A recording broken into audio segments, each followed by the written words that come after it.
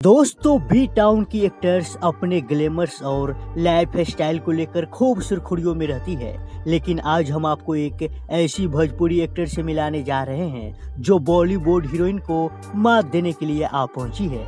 ये है मशहूर Bhojpuri actors Prachi Singh. Prachi Singh social media पर काफी एक्टिव रहती है।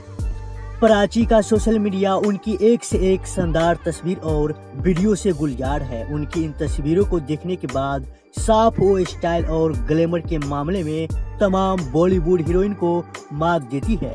प्राची अपनी एक्टिविटी के बारे में सोशल मीडिया पर जानकारी देती है। अपनी नई पोस्ट के जरिए उन्होंने हिट दी है कि वो जल्द ही किसी प्रोजेक्ट को लेकर आने वाले हैं, जिसकी शूटिंग जारी है। हाल ही में अपनी नई फिल्म की शूटिंग कर लौटी है।